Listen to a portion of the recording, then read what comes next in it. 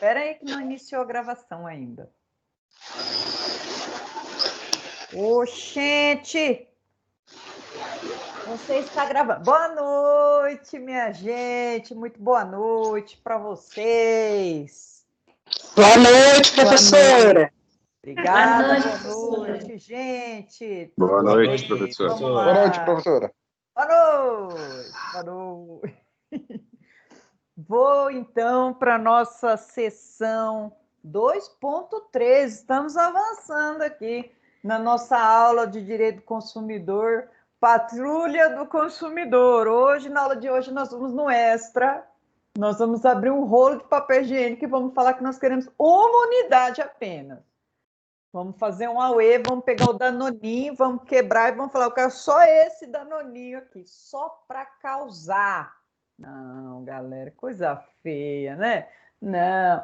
Vamos aqui aprender, então, direito do consumidor de verdade. Hoje nós vamos falar sobre... Deixa eu ligar o ventilador aqui, galera, que o negócio tá feio. Meu ventilador parece um soprinho. Vamos falar sobre Pacto de São José da Costa Rica. Vamos falar que se você financiou seu carro, você corre o risco de ser preso de acordo com a Constituição Federal. Várias coisas nos aguardam, várias. E vamos lá, então, vamos falar de contratos em espécie.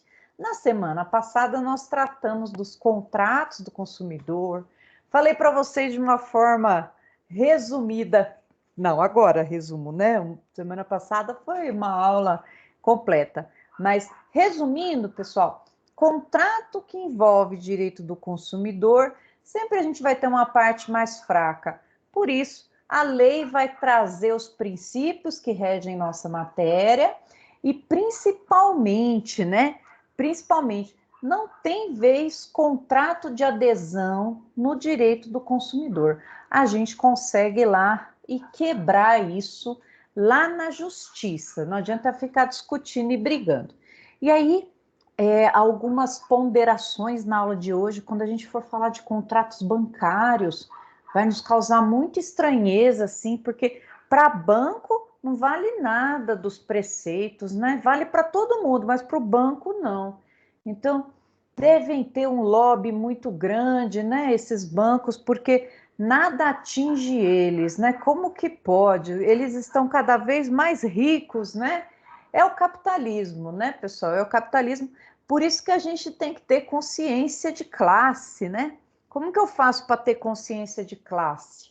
Eu penso, se eu ficar 2 meses sem trabalhar, 2 meses, será que eu consigo sobreviver?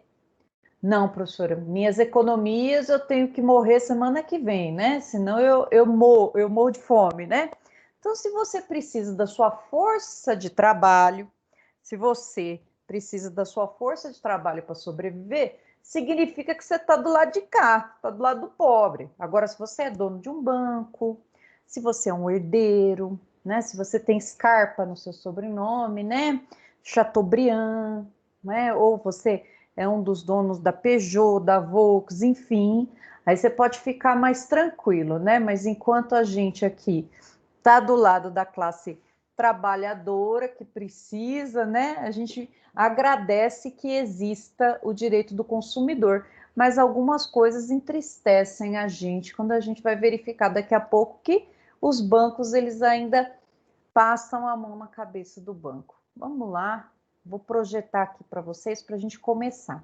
Primeiro nós vamos falar de contratos de financiamento e depois nós vamos falar de contrato de financiamento, contratos bancários, contratos de seguros, um monte de tipo de contratos aqui que eu vou trazer para vocês na aulinha de hoje.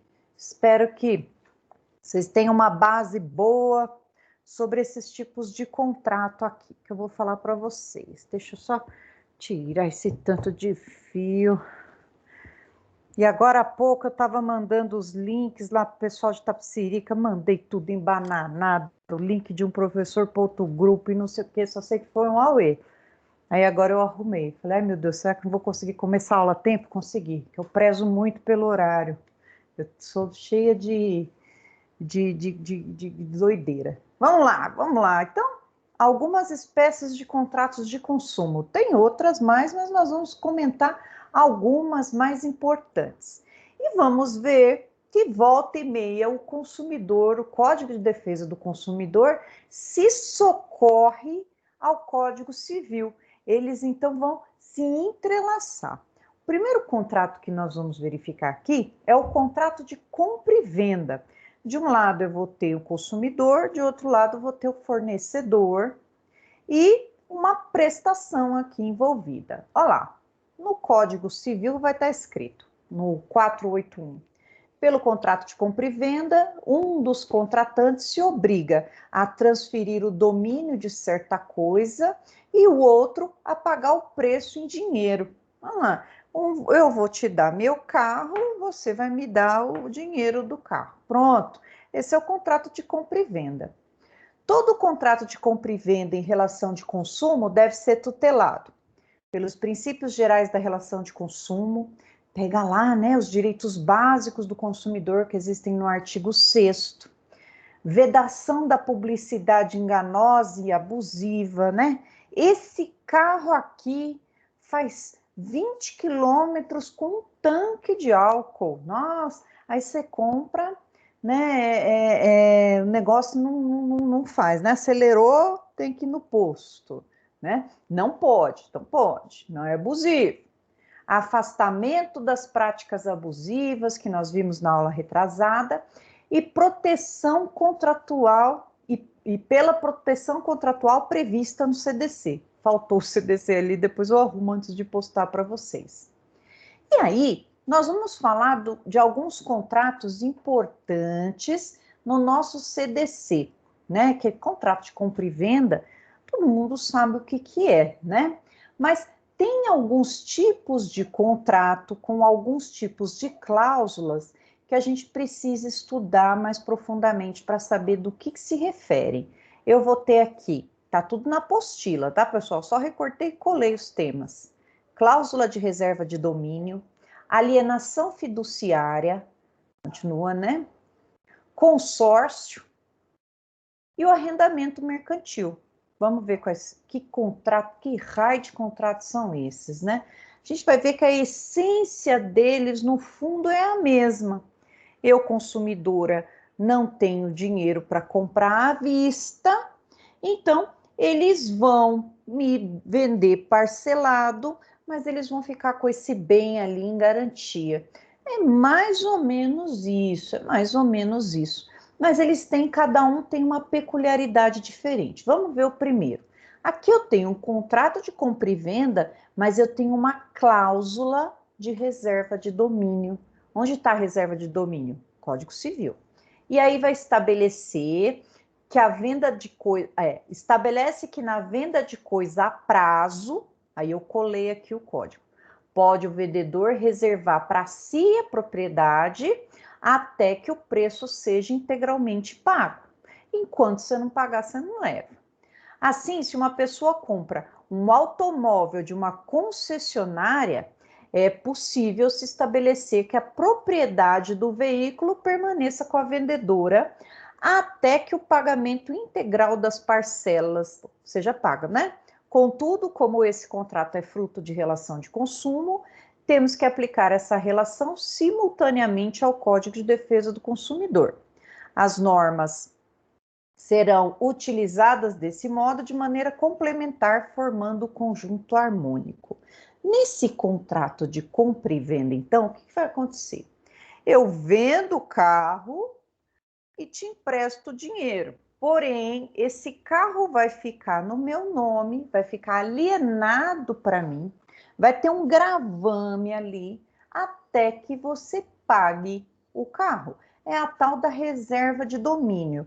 Aqui eu tenho duas pessoas no polo. Eu tenho de um lado o vendedor, do outro lado eu tenho o comprador. Eu não tenho um banco intermediando em regra. Aqui na cláusula de reserva de domínio, contrato de compra e venda com essa cláusula. Só vou tirar o carro da alienação aqui no meu nome depois que você pagar. Essa é a cláusula de reserva de domínio. Vamos ver mais uma aqui. Alienação fiduciária. Sempre que a gente ouvir falar em fiduciário, fidúcia significa confiança, garantia. Eu dou uma garantia para você, banco, para que você me empreste esse dinheiro, né? É super parecido com o que a gente falou agora. A garantia é o próprio bem que eu estou financiando ali, né? Semelhante à cláusula de reserva de domínio, tendo o mesmo objetivo, garantir o crédito. Só que aqui entra um terceiro financiador. Eu vou ali na loja do Kleber comprar um automóvel. Eu gosto muito. Falei, nossa, mas que maré bonito.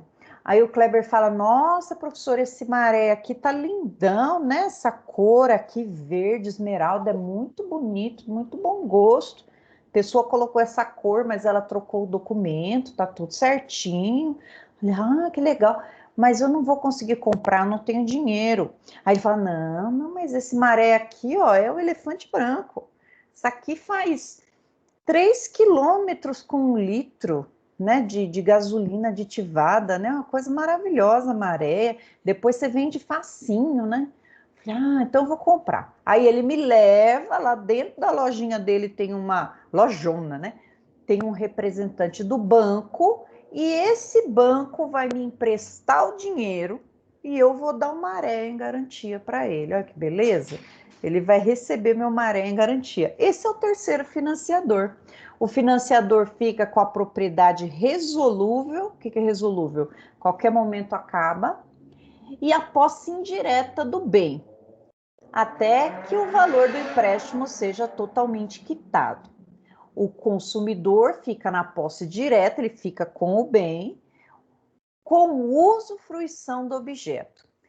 Não sei se vocês já tiveram direito das coisas em direito civil, mas a gente tem cinco poderes inerentes à propriedade, que é o GRUDE. E aí, né, quando a gente fala nesse GRUDE, a gente vai ter uso, gozo, disposição, defesa, e aí o credor indireto, ele vai ficar com o direito ali de reaver, e o resto vai ficar com o direto. Ou seja, né, trazendo isso para a prática, se ele não pagou, busca apreensão, vai lá e busca o carro. O consumidor fica, então, na posse direta, o uso e fruição do objeto. Fiduciante, o próprio bem que foi alienado, o proprietário do bem que foi alienado, e o fiduciário, comprador do bem, consumidor que se obriga a devolver a posse em caso de inadimplemento. E aqui vem aquelas perguntas sempre que acontecem, né?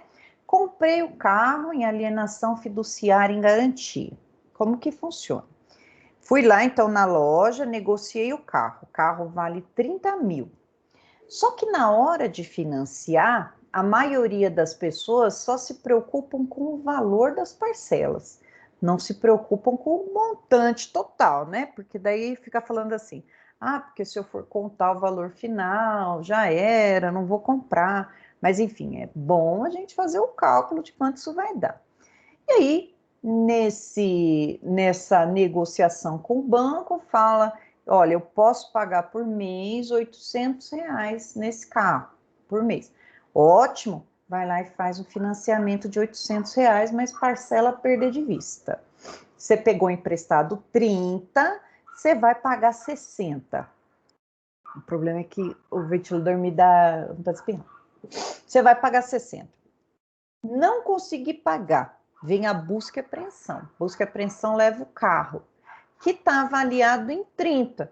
E eu ainda vou restar uma dívida a pagar, então. Né? Resta uma dívida a pagar. Outra pergunta que sempre surge nessas histórias, né? Professora, eu vendi o meu carro financiado. Como que a pessoa faz para passar para o nome dela? Olha só, né? Como que vai passar se o carro nem seu é? O carro é do banco, o carro é da financiadora e você deu ele em garantia. Na verdade é seu, mas ele está garantido para o pagamento. para poder fazer essa troca, tem que trocar aqui esse financiamento. Você tem que pegar o dinheiro que você recebeu dessa pessoa, quitar essa alienação aqui, e aí essa pessoa, aí depois ela que vai ter que parcelar, né? Vai ter que fazer novamente a parcela lá, porque é dever para o banco, porque não tem como, né, pessoal? Não tem como você trocar o financiamento aqui. Vai ficar lá no gravame do carro. Mas tem muita gente que vende, então fica ali responsável pelo pagamento. Se alguém paga o carnê em seu nome, se ela não pagar, é seu nome que vai para o ralo, né? Sem falar de outras implicações, né? Sofre um acidente, foge, eles vão atrás do dono do carro, o dono do carro vai continuar sendo você, alienado, enfim. Isso aqui é um problema, isso é um problema. E ainda aqui, na alienação fiduciária, o que mais a apostila fala? Negócio em que as partes fiduciante, proprietário do bem, aliena em confiança a outra, fiduciário, a qual se obriga a devolver a propriedade, eu odeio esse do mesmo, hein? Porque eu deixei aqui, a propriedade do bem nas hipóteses delineadas em contrato. Essa alienação se faz em fidúcia, que significa confiança, de modo que o credor tem apenas o domínio e a posse indireta da coisa alienada, ficando o devedor como depositário e possuidor direto dessa. Se o pagamento da dívida, ou seja, com o pagamento da dívida, ou seja, com a devolução do dinheiro emprestado, resolve-se o domínio em favor do financiante, que passa a titularizar a plena propriedade do bem dado em garantia. Legal. Se você tem uma alienação fiduciária em garantia, saiba que você é depositário do bem.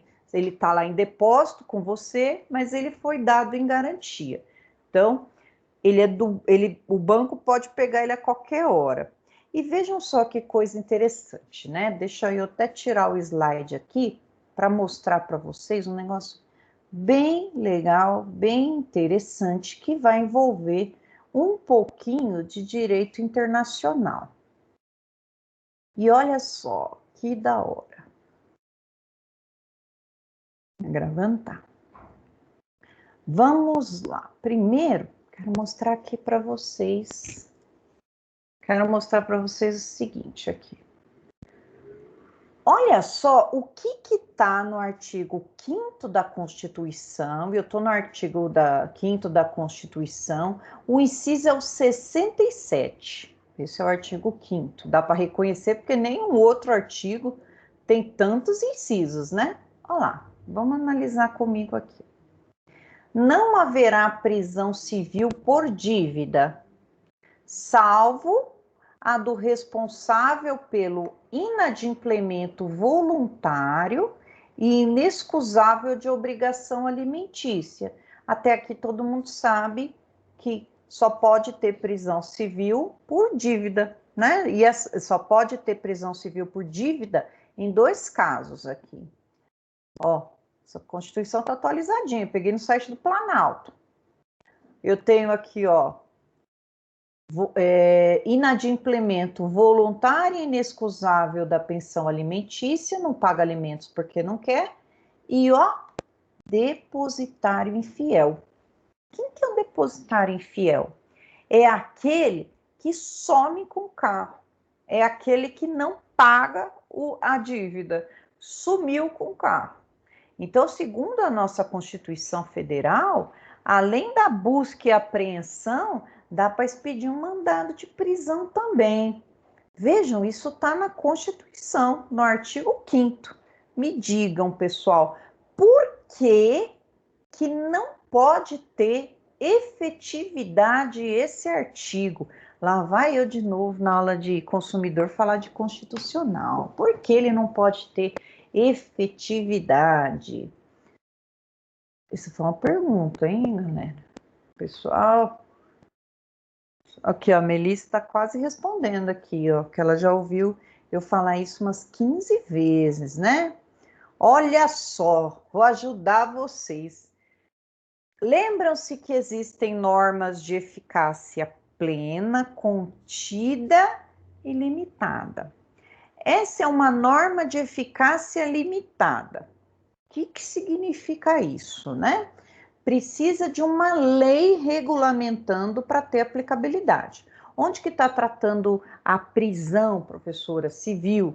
A prisão civil está lá na lei de alimentos, está na lei de alimentos, está na lei de alimentos gravídicos, está no Código de Processo Civil, está no Código Civil falando de prisão.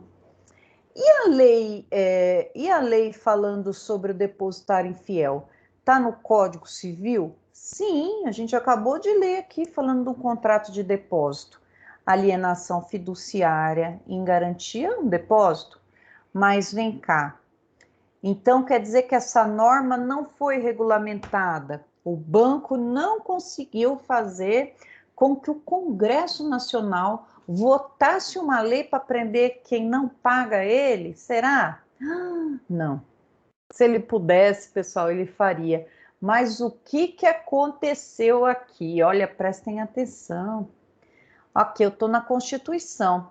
Nós somos, graças a Deus, né? E os nossos clientes dizem amém. Nós somos signatários de pactos internacionais.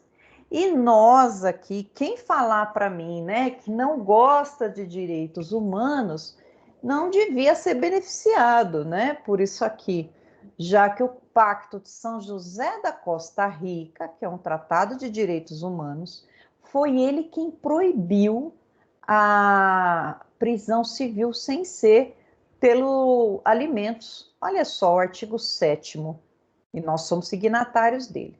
Ninguém deve ser detido por dívida. Esse princípio não limita os mandados de autoridade judiciária competente expedidos em virtude de inadimplemento de obrigação alimentar. Tá falando assim, ó, dívida não prende ninguém. Ninguém pode ser preso por dever outra pessoa, salvo se for alimentos. E nós vamos olhar daqui a pouco, gente, como o STJ passa a mão na cabeça dos bancos. Se não tivesse o Pacto de São José da Costa Rica, que foi trazido para o nosso ordenamento jurídico, como iam ter pessoas presas, cumprindo prisão por dívida? Muito, né? Já que a gente olhou que a própria Constituição, ó, a própria Constituição permite que haja a prisão do depositário infiel. Mas deixa eu explicar para vocês como que isso funciona dentro do ordenamento jurídico. Se vocês já souberem disso, me perdoe, mas eu acho que é muito importante a gente falar disso, porque se não fosse por esse tal pacto, eu ia ter que dar essa aula dizendo assim: oriente seu cliente a pagar direitinho, senão ele vai preso. Deixa eu compartilhar agora com vocês uma lousinha aqui para eu desenhar. Então, vamos lá. Claro que eu tenho que tomar uma surra do Teams antes. Então, só um segundinho para eu pegar uma coisinha aqui. Cadê?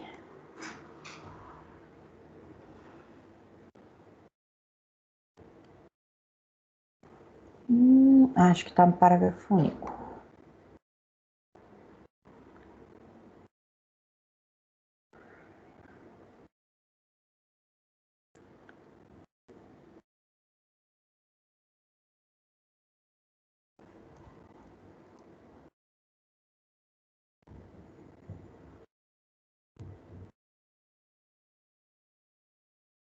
Achei.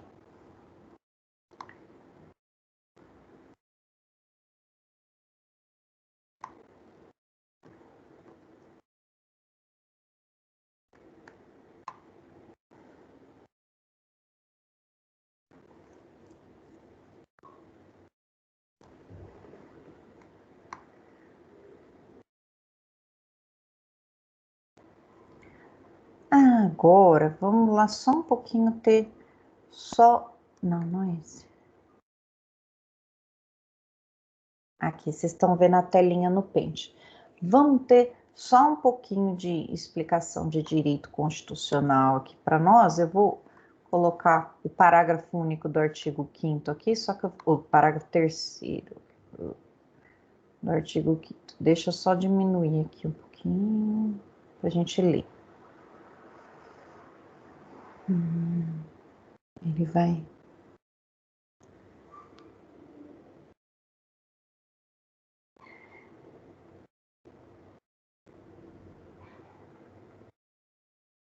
Pronto. Agora vamos lá, vamos fazer nossa pirâmide de Kelsen. Vamos fazer nossa pirâmide de Kelsen, acho que todo mundo já deve ter ouvido falar nela, né? Conceito jurídico de constituição, ó.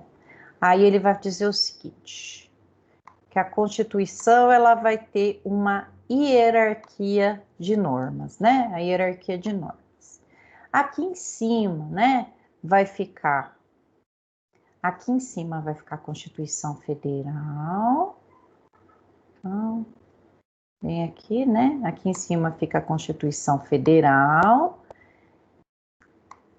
Aí vai descendo, né? Aqui eu vou ter lei complementar, lei ordinária, vai descendo. Todas essas leis aqui, elas vão respeitar hierarquia constitucional. Então, como que ficaria isso?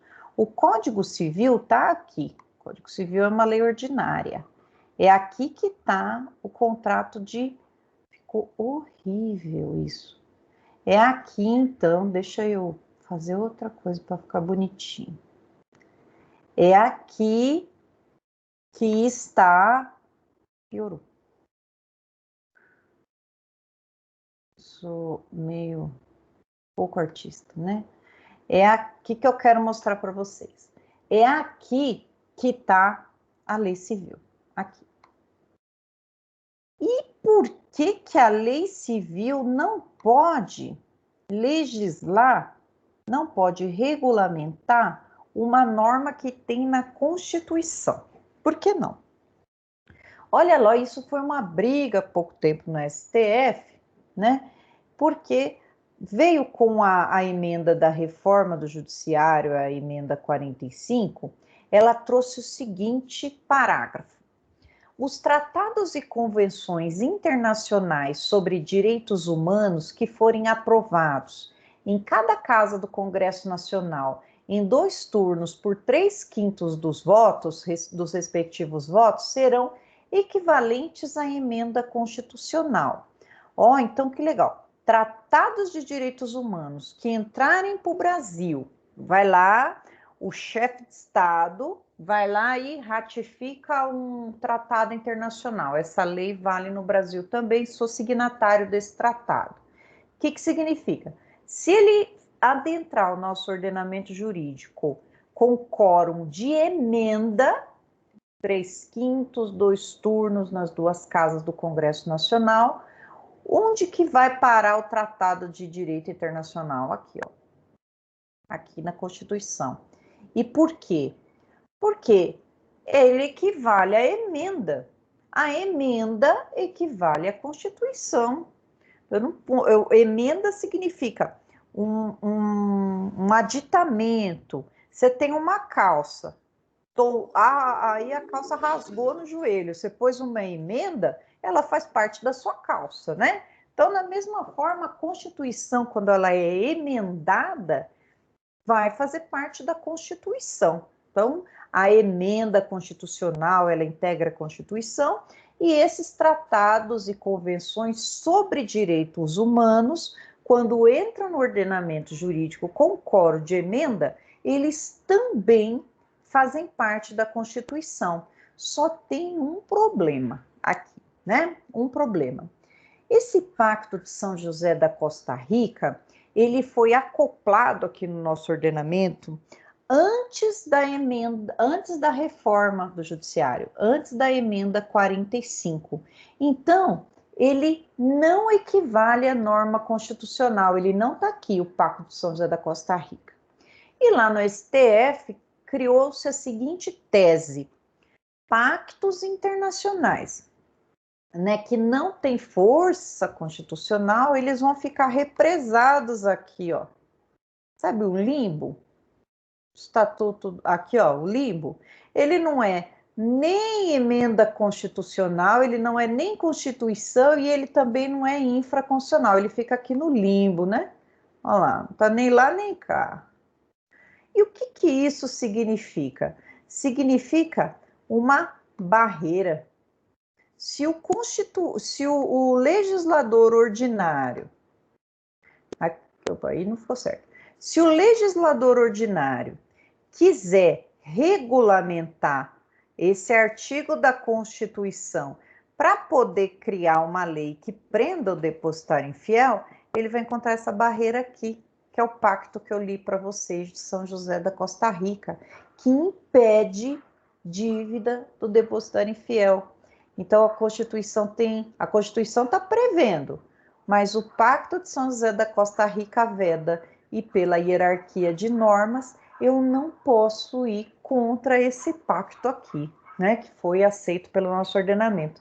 A gente fica muito contente, porque se a gente deixasse de pagar o carro que está em depósito, prenderiam a gente, né, e o banco ia conseguir isso facilmente.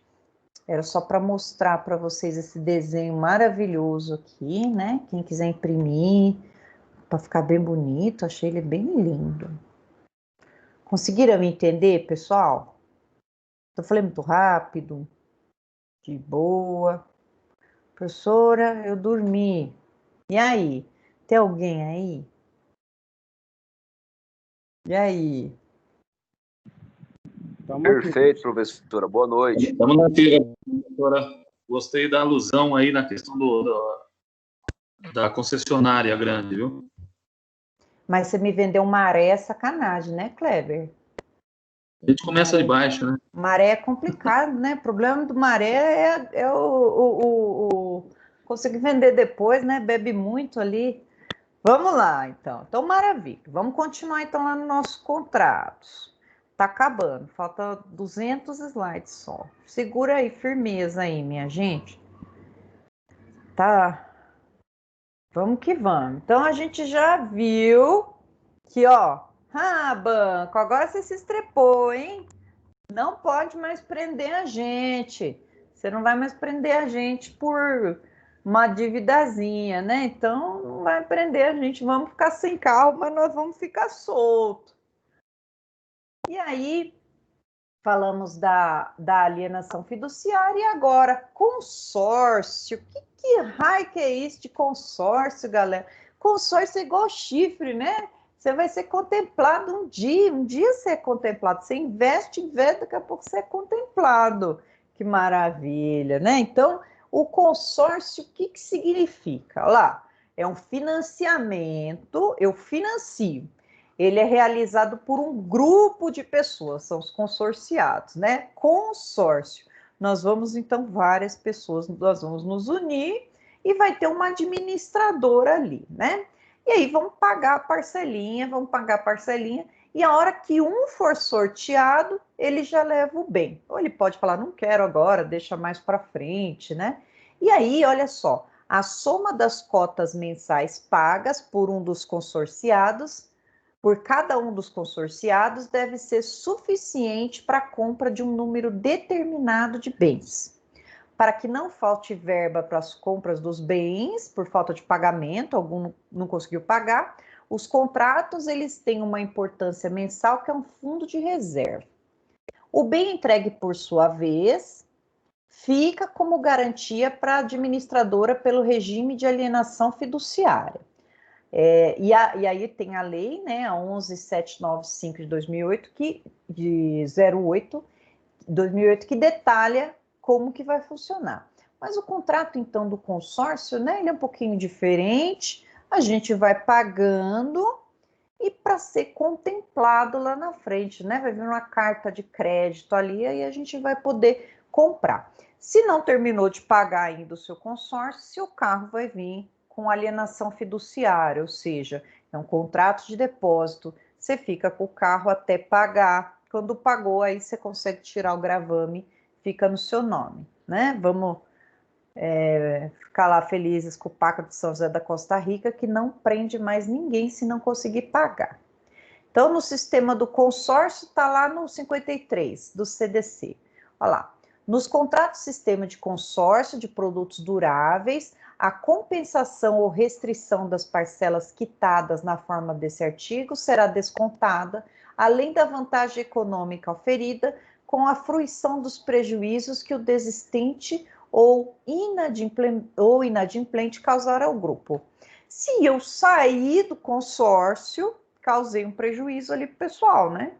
Porque o valor das taxas, o valor da parcela é calculado, quanto mais gente, melhor.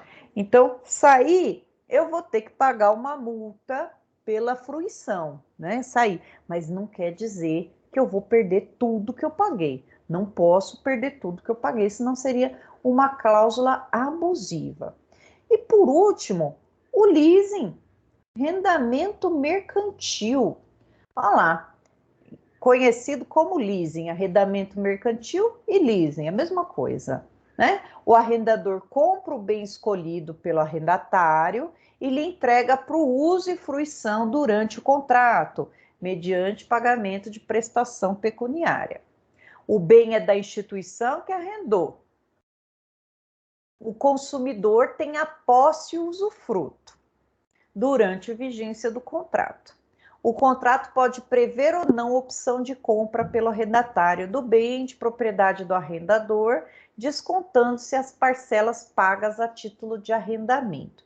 Qual que é a diferença aqui principal que o povo foi esperto no arrendamento mercantil ou leasing, né? Eles fazem, na verdade, um aluguel com opção de compra no final, né? Por quê? Porque eles queriam sair fora do Código de Defesa do Consumidor, já que aluguel, né, não abrange direito do consumidor. Então vejam que eles queriam dar uma fugidinha aqui, mas se ferraram, que a gente vai ver aqui na frente que não adiantou nada. Lá, o arrendamento mercantil muitas vezes foi utilizado como uma manobra para driblar a aplicação do 53 do CDC. Isso porque a prestação seria uma espécie de aluguel, de forma com que o rompimento do contrato não gera direito algum para o consumidor. Você está pagando o aluguel, foi embora, não vai ser indenizado de nada, né? A jurisprudência brasileira, entretanto, fundamenta, à luz do princípio da boa-fé, interpretação favorável ao contrato e afasta essa interpretação. Olha só o que o pessoal fez. Então, o arrendamento mercantil, então, era um aluguel com opção de compra, né?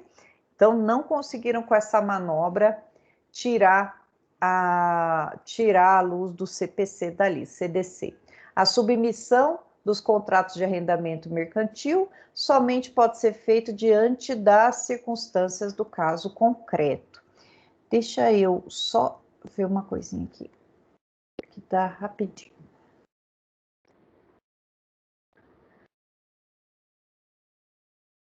Se tá faltando aqui. Ah, não vai aparecer? Então deixa.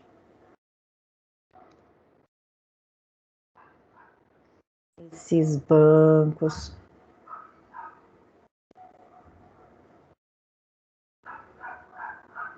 Um minutinho.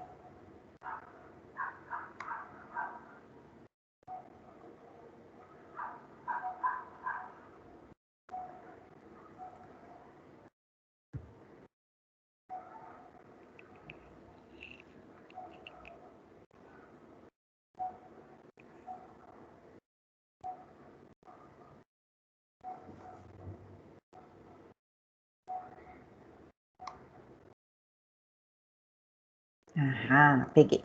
Vamos voltar lá. Deixa eu pegar um slide novinho aqui para postar.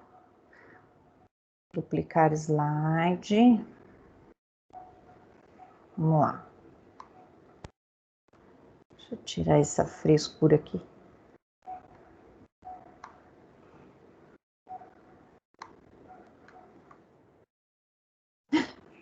com o O. Mas vamos... Não desisto. Vou pegar um slide vazio. Pronto, esse que eu não gostei. Vamos falar do 53, que ele é muito importante. Mas vou diminuir, ficou muito grande. 20, vai. E eu pensei, não posso esquecer de postar o artigo 53. Aí eu esqueci. Desculpa, gente. Artigo 53. Ah, que belezinha que esse artigo. Aqui ele é um escudo protetor. Nos contratos de compra e venda de móveis ou imóveis, mediante pagamento em prestações, que é esse que a gente está vendo agora, arrendamento, alienação, bem como nas alienações fiduciárias e garantia, consideram-se nulas de pleno direito as cláusulas que estabeleçam perda total das prestações pagas, em benefício do credor que, em razão do inadimplemento, pleitear a resolução do contrato e a retomada do produto alienado. Olha lá, não paguei, vem a busca e apreensão e ainda vai dizer que eu perdi tudo que eu paguei, eu estou devendo tudo. Não, olha lá, é nula de pleno direito. Nos contratos do sistema de consórcio de produtos duráveis, a compensação ou restituição das parcelas quitadas na forma desse artigo terá aquele desconto, né, da vantagem econômica aferida com a fruição e os benefícios e os prejuízos que o desistente causar no grupo. Os contratos que tratam esse caput serão expressos em moeda corrente nacional, não pode ser em moeda estrangeira. Ele está querendo dizer o seguinte aqui, né? E aí eles estão querendo dizer o seguinte aqui.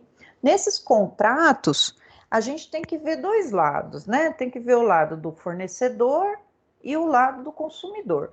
Não pode colocar que o consumidor vai perder tudo, porque isso é enriquecimento ilícito, enriquecimento sem causa. Mas, de outro lado, o consumidor estava lá, usufruiu do carro, ou ele estava lá no consórcio, rendeu juros, e a hora que ele sai, tem um aumento para todo mundo ali, diante dele ter saído antes do tempo, isso aí ele vai perder. Então, vai perder de forma equânime, justa, e não perder tudo. Por isso que o pessoal lá do leasing queria sair fora do artigo 53 e saindo fora em consequência do direito do consumidor e não conseguiram. Isso que é o bom da história. Vamos lá, vamos continuar aqui. Esse enredamento mercantil aqui ficou enorme. Vamos voltar.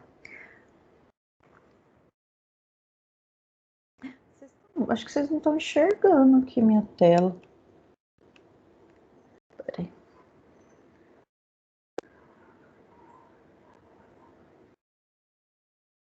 Agora vai. Não, professora, está aparecendo só você. Agora sim. Ah, agora vai. Saiu, fica vermelhinho agora, que bom, pelo menos eu não fico desorientada. Agora sim tá aparecendo. Então, falei do contrato de compra e venda. Vamos agora falar um pouquinho sobre contratos imobiliários. Olha lá, eu tenho os contratos entre o dono do imóvel e uma imobiliária. Dono do imóvel e imobiliária, incide o Código de Defesa do Consumidor? Sim. Eu alugar um bem imóvel na imobiliária, incide o Código de Defesa do Consumidor? Não. Não, aí é contrato de locação, lei especial, né? Não incide. Contrato de incorporação imobiliária, eu vou comprar um imóvel na planta, incide Código de Defesa do Consumidor? Sim. É isso aqui o que a apostila está trazendo, né? Olha lá. Vamos analisar aqui então. Contrato entre o dono do imóvel e uma imobiliária. Deve ser regido ou não pelo CDC? Olha lá. Alguns juristas entendem que não há aplicação nessa relação, visto que a imobiliária não seria destinatária final do imóvel. Isso é minoria. O proprietário do imóvel imobiliário estaria no fornecimento. Em sentido diverso, há a doutrina que expõe que o proprietário que coloca o imóvel na imobiliária seria vulnerável, segundo os princípios do CDC, na maioria das vezes assinando um contrato de adesão, todas as vezes, né? E merecendo proteção consumirista. Apesar da controvérsia acadêmica, o STJ tem se firmado favorável à aplicação nesse tipo de contrato do CDC. Então, vamos alugar o imóvel, coloca na imobiliária. Aí incide o CDC para você. Você vai pagar uma taxa de administração, mas vai ficar tranquilo e seguro, né? Se não ficar, vai para a justiça e lá você vai ser acobertado pelo CDC. Contrato de aluguel. E aquela outra parte que aluga, né? Olha lá, aluguel residencial ou aluguel comercial tem diferença? Será que no residencial incide CDC? Não. STJ fala. Nenhum dos dois é relação de consumo. Lembre, né? Ah lá, o posicionamento preponderante do tribunal considera que a lei 8245 de 91, que dispõe sobre locações dos imóveis urbanos e procedimentos pertinentes, traz todos os aspectos da proteção do consumo no contrato de adesão. Então, já está lá cobertado por essa lei. É sustentado que o locador não pode ser tido como fornecedor ou prestador pela ausência da atividade descrita no CDC. Porém, se o contrato é assinado é padrão, precisamos aplicar as normas relativas ao contrato de adesão, que garante a relativização das cláusulas e uma maior segurança ao locatário. Aí ele está relativizando aqui, está falando, ó, a princípio não cabe, mas é possível, sendo o contrato de adesão e tendo a vulnerabilidade, imagina uma grande imobiliária e um vulnerável ali alugando, pode relativizar se o contrato for de adesão, aquele contrato pronto. Incorporação. Nessa espécie, o incorporador, que é uma construtora, faz a venda antecipada de imóveis. Venda na planta. O objetivo é arrecadar recursos para a construção do prédio. A jurisprudência e a doutrina são amplamente favoráveis à aplicação do CDC, quando essa venda é realizada ao consumidor. Pode ser afastada se, de acordo com as circunstâncias, o comprador não puder ser caracterizado como destinatário final do bem, ou não estiver na hipótese de extensão da norma. Ele não vai ser destinatário final, vou vender para um shopping e ele vai alugar. Mais ou menos isso. Geralmente, então, quando a gente compra o imóvel na planta, somos acobertados pelo CDC. Agora que vai ficar a parte legal que vocês gostam, né? Contratos bancários. Todo mundo já ligou no banco, já pediu cancelamento das taxas. O pessoal do banco daqui a pouco liga para mim, que dizendo que eles vão quebrar. Pô, R$50 de cada um, né? Vai ficar pequeno lá para o banco, né? Vamos lá. Contrato bancário. O banco é um depositário do nosso dinheiro, né? Nosso dinheiro fica lá, ele trabalha com o nosso dinheiro e remunera a gente bem pouquinho, né? Pô, você deixa lá o dinheiro na poupança e está rendendo bem pouquinho. Se você pega esse mesmo dinheiro do banco emprestado, você vai pagar muito. É um absurdo, né? É um absurdo como a lei é benevolente com o banco.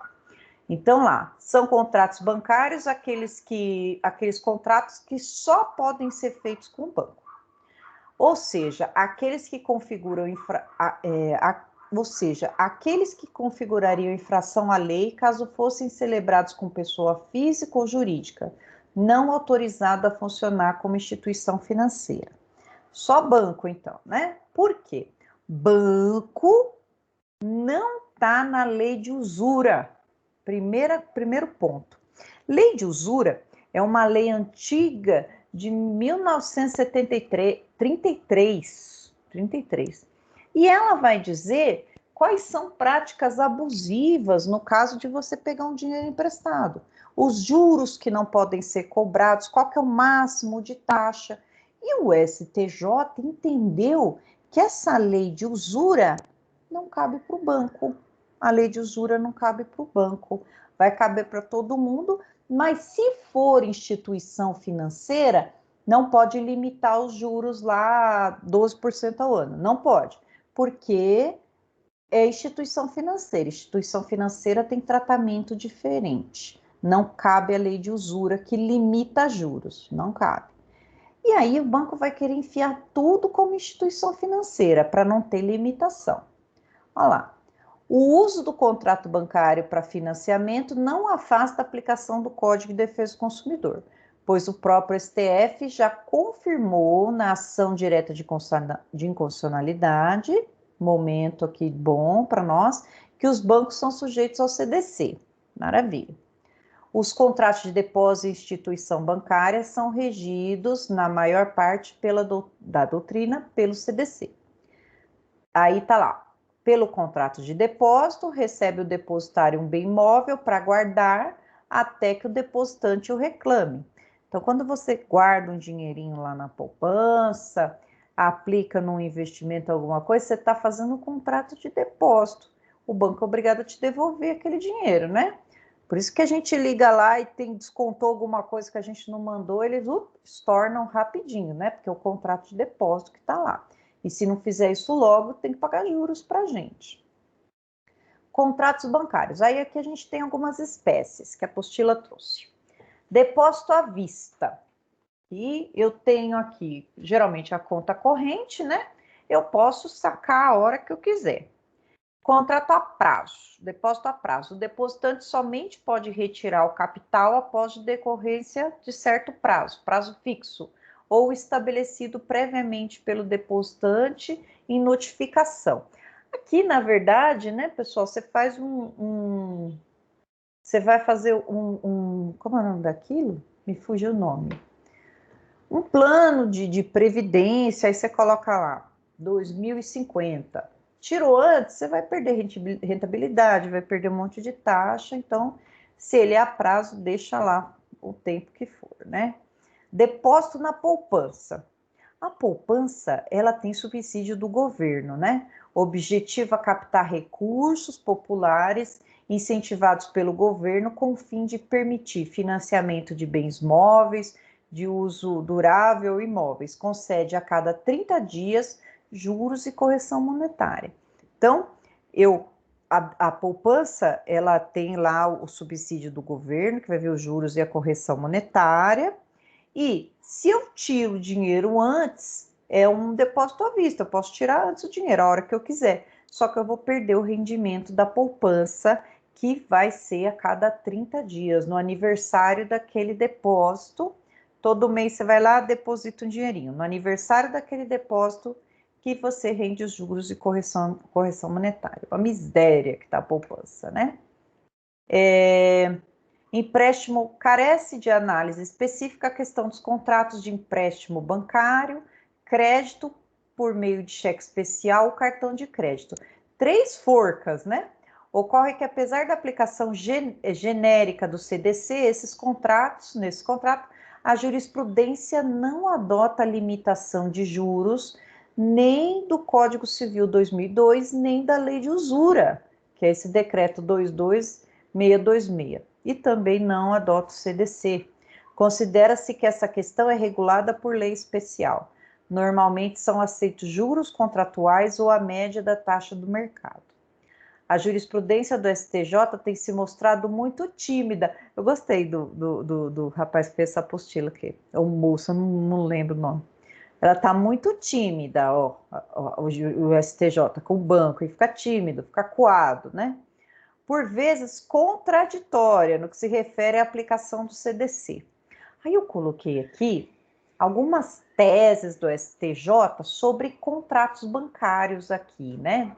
Não tem na apostila, mas eu acho que é legal a gente ver o que o STJ está julgando acerca desses grandes milionários aí.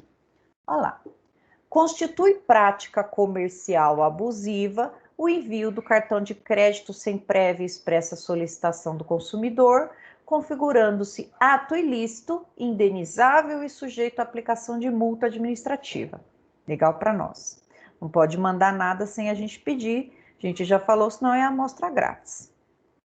Depois, estipulação de juros remuneratórios superiores a 12% ao ano, por si só, não indica abusividade. Súmula 328 do STJ. Olha lá, veio o Código Civil e limitou juros de 12 por ano, né? Juros remuneratórios de 12 por ano. A lei de usura falava só em 6. Aí vem o STJ falar, tá bom, mas para o banco não é, por si só não é abusivo mais de 12 por ano, né? Depois, outra tese. Nos contratos bancários, é vedado o julgador conhecer de ofício da abusividade das cláusulas. Esse aqui, pessoal, causa até arrepio na gente. Porque a primeira coisa que a gente aprende quando a gente estuda direito do consumidor é: as normas do direito do consumidor são de ordem pública. O que isso significa? O juiz pode reconhecer de ofício sem as partes pedirem, né? Ele pode pegar um contrato consumerista e falar, isso aqui é abusivo.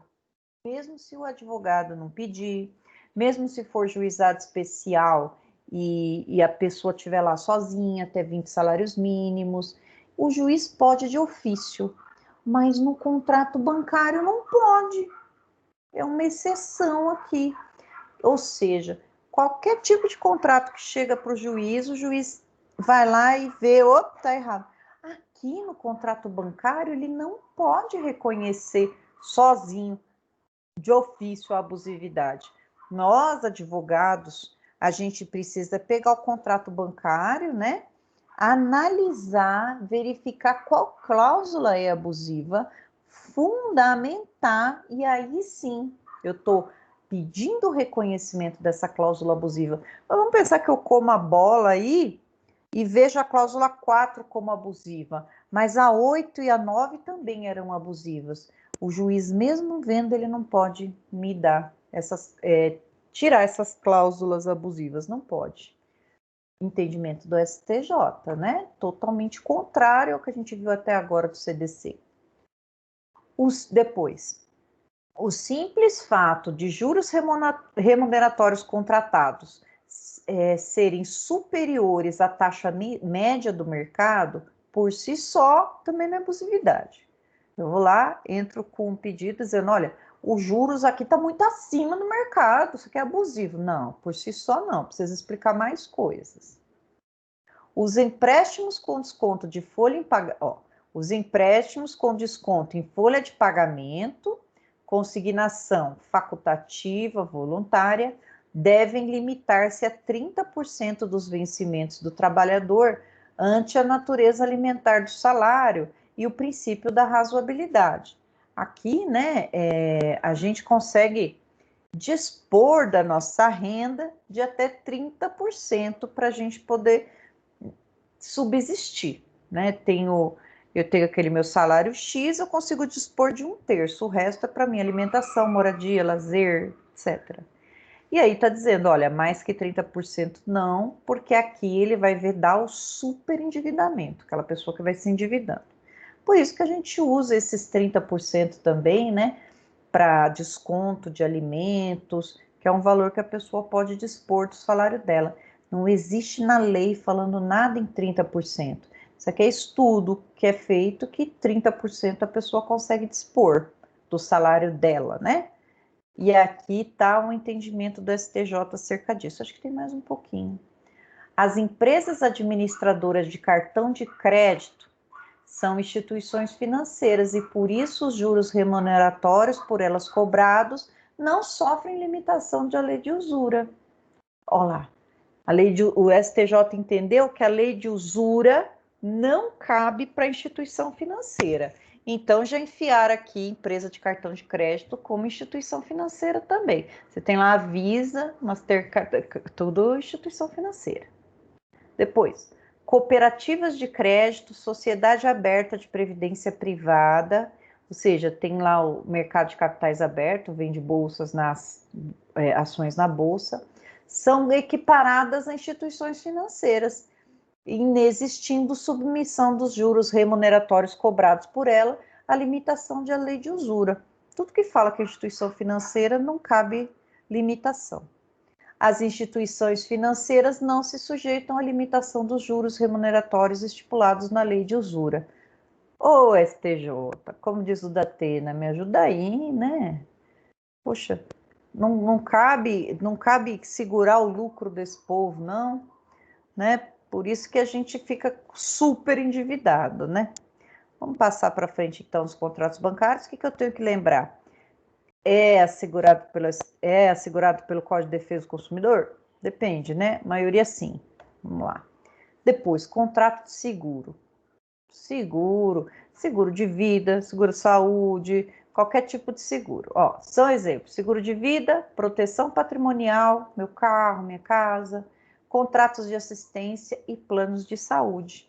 Incide o CTC quando existente uma relação de consumidor e fornecedor. O regime jurídico está intimamente ligado à função social, à boa-fé e à vulnerabilidade do consumidor. O valor pago por uma pólice de seguro deve ser claramente especificado na oferta, porque esta tem o condão de despertar o interesse do consumidor na contratação. Cláusulas limitadoras de direito do consumidor precisam estar em destaque, sendo que algumas podem ser consideradas nulas e abusivas. O que a gente tem que saber aqui, por exemplo, principalmente seguro de automóvel, não pode de jeito nenhum mentir, né? Quando a gente vai fazer o cadastro lá para ver a sua análise para ter o seguro. Porque em caso de sinistro, se você coloca lá, por exemplo, que não tem nenhum menor na sua casa, ou não tem ninguém menor entre os 21, os 18, menor de 24, e era ele que estava dirigindo, dá um problemão, você pode não receber, porque na análise de risco mentiu. Uma outra coisa importante no contrato seguro de veículos, né? Se a pessoa estava dirigindo embriagada, eu tive um caso desse, foi bem interessante. A pessoa estava dirigindo embriagada, imagina, saiu do serviço, foi pro happy hour, tomou um negocinho, comeu um belisquetes, deu até fome. E foi embora, né, de forma imprudente, foi embora dirigindo. E aí ele parou no semáforo, eis que veio uma pessoa atrás dele que estava olhando o celular, não viu que o semáforo fechou e pum, bateu. Veio polícia, parou, tal, fizeram um boletim de ocorrência e o policial desconfiou e falou: você bebeu? Bebi. Fez o bafômetro, ele não precisava fazer, mas fez, né? E não precisava, entre aspas, senão paga uma multa que arrebenta o cidadão. Fez, pagou. Fez e estava embriagado, outra pessoa veio, buscou o carro, enfim. Na hora dele ir lá cobrar o valor do seguro, a seguradora falou: não, senhor, você estava bêbado, rapaz. Se você tiver bêbado, o seguro não cobre. Seguro, daquele dia em diante, eu nunca mais bebi e dirigi, né?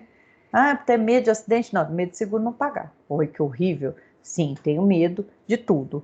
Mas, né, gente, principalmente numa situação terrível dessas, né, de um acidente, matar alguém e tal. Mas aí a seguradora não pagou esse rapaz. E aí nós entramos na justiça contra a seguradora para quê?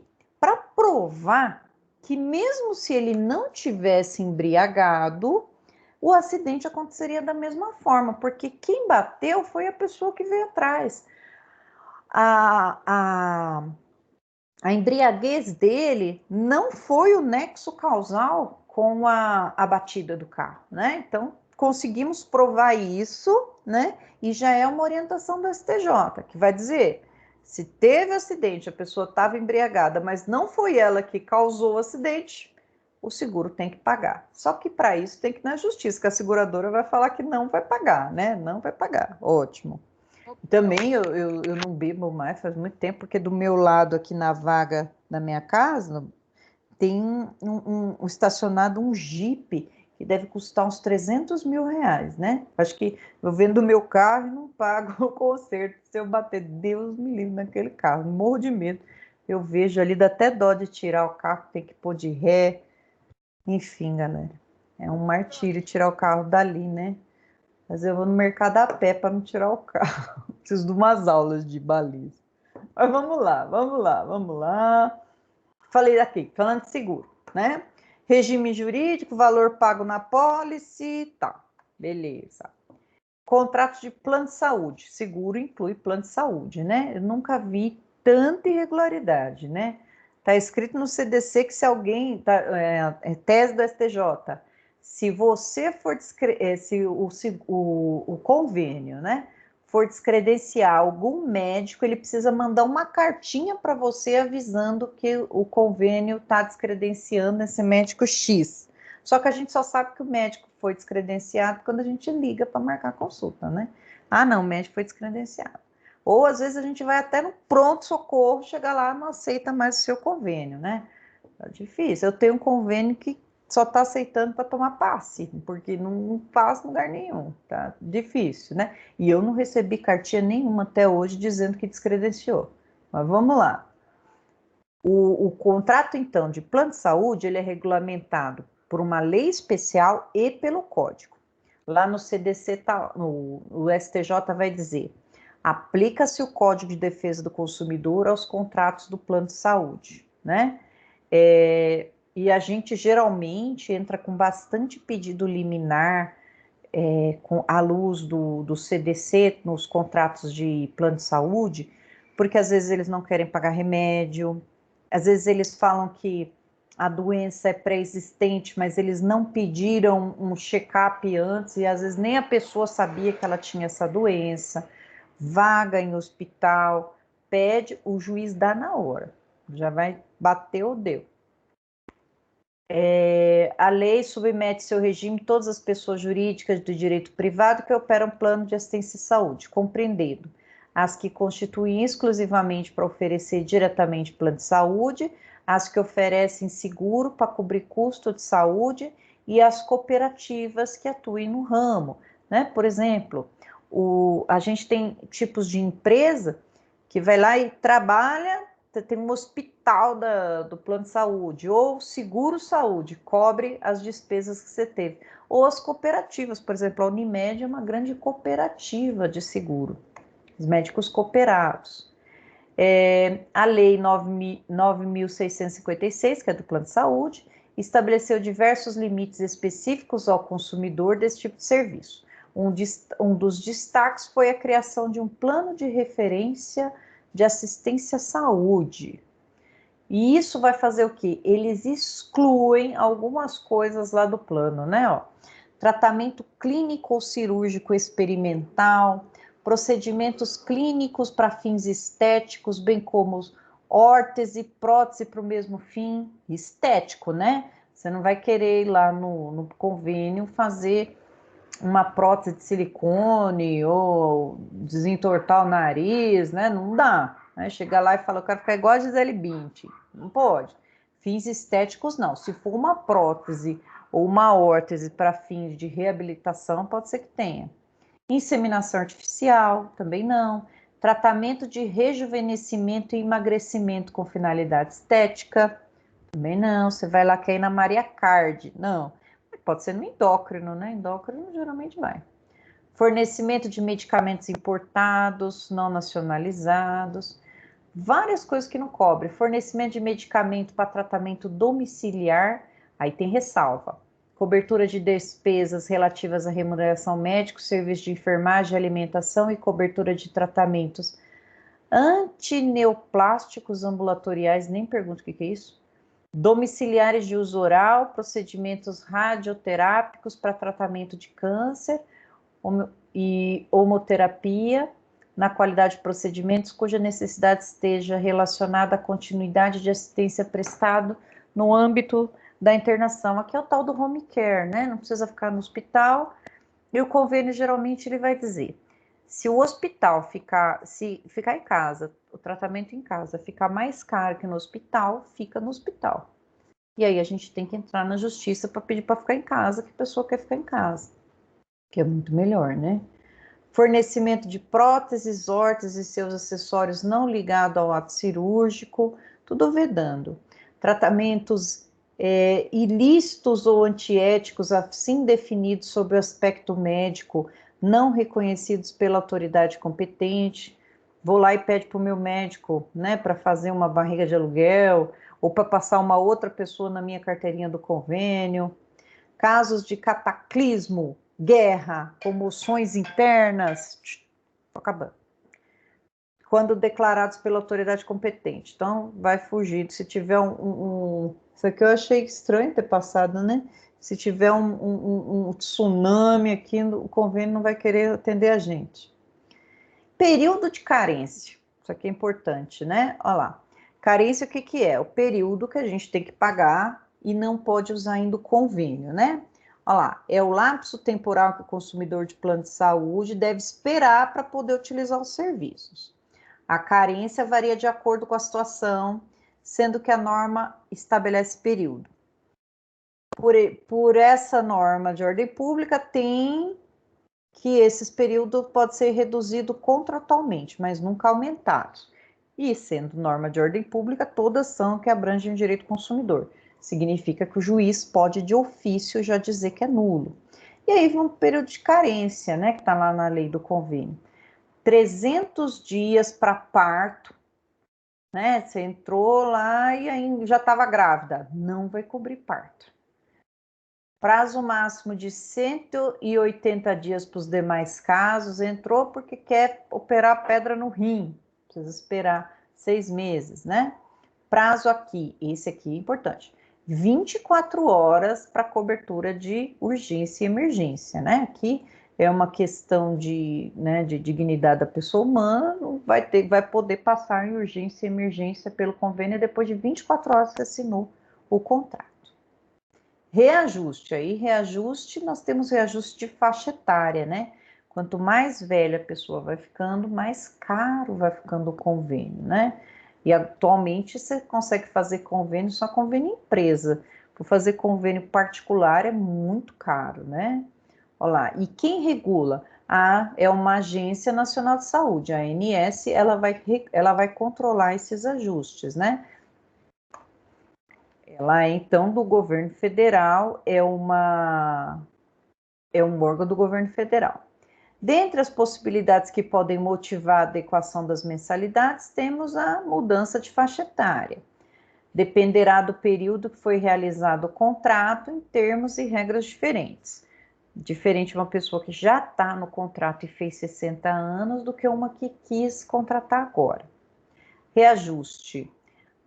Contratos anteriores a 1999 seguirão o que está lá no documento, vai ser melhor. Depois de 99, tem 7 faixas. Tem uma faixa de 70 anos, máximo 6 vezes o maior preço da faixa inicial, ó, 6 vezes. É porque o idoso precisa muito mais de atendimento, né? Nos contratos, os consumidores com mais de 60 anos, que participem do contrato há mais de 10 anos, não sofrem variação por mudança de idade. Temos os contratos lá em diante, são regidos pela lei, acumulado com o Estatuto do Idoso. Nessa modalidade, existem 10 faixas etárias e 2 regras que são acentuadas. O valor fixado para a última faixa etária, 59 anos ou mais, não pode ser superior à primeira faixa, que é de 0 a 18, 6 vezes o valor. A variação entre a 7ª e a 10ª faixa não pode ser superior à variação acumulada entre a primeira e a 7ª faixa. E agora, aqui. Então, tem essas limitações aqui. Quanto aos contratos, calma aí, último. Quanto aos serviços de seguro, né? É uma fortuna, poxa, 7 vezes o valor, 6 vezes o valor é muita coisa, né, gente? Na idade que a gente mais precisa. Serviços de telecomunicações, esse aqui é campeão de reclamações, né? TV por assinatura, internet, telefonia, e a gente precisa, depende, né? São fiscalizados aí por uma outra agência reguladora, que é a Anatel. São abrangidos pelo CTC? Sim. E aí, ó, a maior parte das queixas consumeristas são sobre práticas abusivas, que é a venda casada, vantagem excessiva, cobrança indevida, falta de informação adequada, ausência de orçamento, prestação de serviço não solicitado, reajuste indevido, alteração unilateral dos serviços, isso direto, né? Entre outros. Aqui, então, nos contratos de telefone, internet, banda larga, tudo, TV por assinatura, abrange o CDC, contrato de seguro, abrange o CDC, seguro saúde, contratos bancários, todo mundo, e também contratos bancários vão abranger, então, o CDC, né? Salvo se for aqueles contratos de empréstimo em que não estão cobertados o CDC, que a gente já viu que o STJ vai passar a mão na cabeça legal da galera, né, sobre esse tipo de prática, né? Eu acho que se tirasse essa história da lei de usura, né, tivesse uma limitação, já ia ficar bem melhor para a gente, né? Com mais dinheiro na praça, a economia poderia rolar muito mais, né? Podia ser eu ministra da economia, né? A gente com mais dinheiro, a gente consome mais e vai ter mais dinheiro aí rolando do que toda a fortuna concentrada na mão de poucas pessoas, não é, minha gente? Vou, então, dar só uma olhadinha aqui na apostila de vocês, para eu fixar com vocês a matéria que eu vou pedir na prova.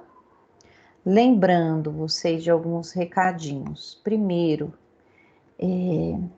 domingo é o último dia do prazo para vocês fazerem as atividades das disciplinas interativas, né?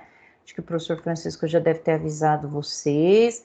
Então, se vocês têm aquelas disciplinas 100% digitais, que agora tem uma aula lá, que é disponível 3 vezes ao vivo, vocês têm que fazer até a sessão 2 lá.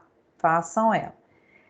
Essas aulas aí estão com um atraso para serem postadas, a gente já reclamou, mas eu peço para vocês aí também, né? Vai lá dar um print, estou indo lá assistir o Encontro 5, não tem aula ainda? Printa, vai lá no conteúdo indisponível no AVA, que tem no portal do aluno, e printa lá e fala que você quer aquela aula. Ajude a gente, eu estou todo dia fazendo essa reclamação, estou esperando vir. O que mais? Ah, importante.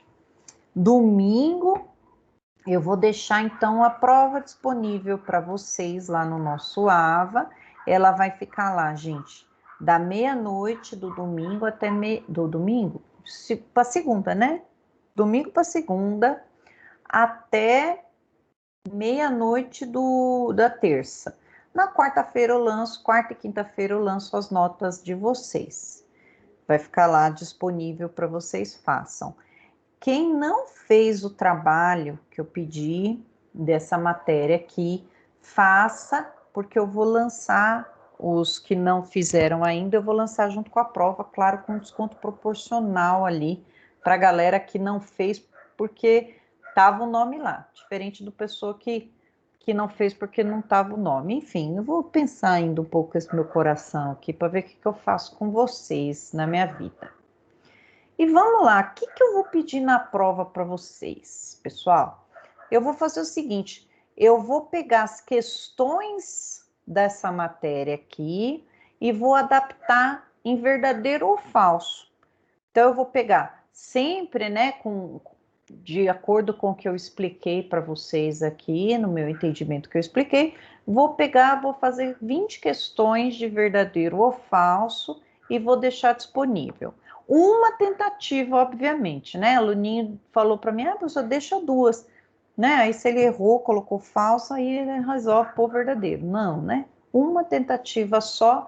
Então, respondam todas as questões aqui, respondam as questões no AVA, que eu vou dar para vocês vou dar a provinha com base, provona, né? Com base nessas questões da apostila aí, Prometo que eu não vou dar nada do que eu não tenha comentado aqui com vocês, apesar de eu falar mais que a mãe da cobra, né?